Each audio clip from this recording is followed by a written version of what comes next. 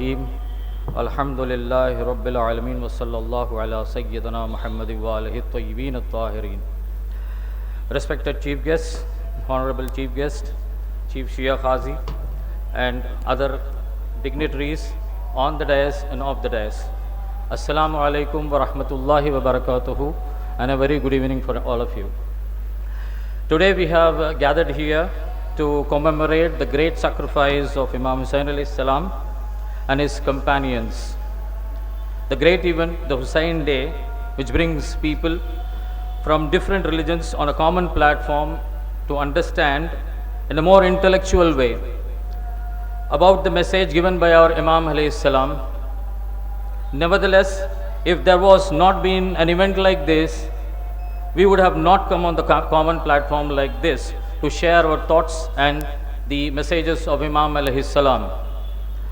So as time passes, it has become mandatory to bring this to the knowledge of the young minds about the Hussain Day and the Hussaini Trust. Because as time passes, everything fades, and who is the founder, what has happened to the founder, nobody knows. And that's just a Hussain Day stays on the top. So it is important to know who is the founder and what he has done. Is small brief. I will not take much of your time. I know that there is a lot of time constraint here.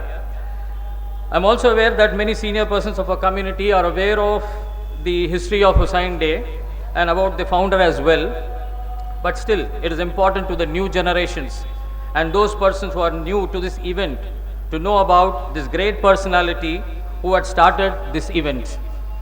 Today, I am honored to bring to the thoughts of these younger brains that the founder of this great event is none other. The Hussain Day was Janab S.B. Mir Ahmad Ali Sahib.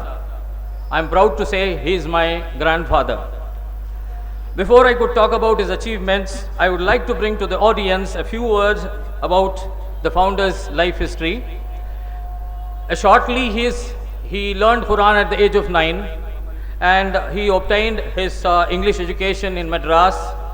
And he has, at this very young age, he had the conversations of religion with his principal as well. Reverend Canon Goldsmith was his principal at that time. And the other important thing I would highlight is that learning Bible by heart with all the passages there. And then soon after he has completion of his schoolings, he has joined his clerical service in Mohammedan College at the time, Government Mohammedan College, and very soon he obtained his Munshi Fazil and a BOL degree, because at that time it's very difficult to go all these things all these things, and later qualified in MA Persian and Arabic, and later he was awarded a lecturership in the same college, and later obtained his BT degree and MA degree as well. His aim behind his efforts are only the upliftment of the community not only in the areas of religion, but also providing good education to the children of the community as well as the other community also. Here the thought is the humanity, not for any specific religion. And empowering the youth, because Husainabad was started before it was a technical institute. I could bring to the newer generations here. Older peoples know what happened with Husainabad and how it started, how it evolved into a great institution. Now, to fulfill his dreams, he worked in the three areas. One, what he did was to know the Deen Islam in a proper way, because he had a lot of questions at the time, because I went through his Quran translated by him. So he disclosed this, that what happened at that time, there were many questions, doubts raised. So he brought the Quran translation in English, which is an international language, so that everyone could understand properly. And not only that, there are good commentaries in the Quran, but I urge everyone to just go through the Quran and just, because internationally I get so many letters from many peoples, like after interpreting the English, interpreting the commentary and comparing the religions in a proper way is done by him. That's a very great thing, and that makes his translation very outstanding. And then the other focus was on the weaker sections. What he did on the weaker sections?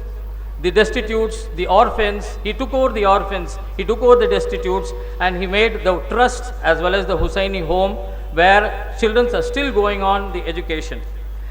And Inni tarikum fikum as-saqalain kitaballahi wa itratihi ahle baytihi. He did on that.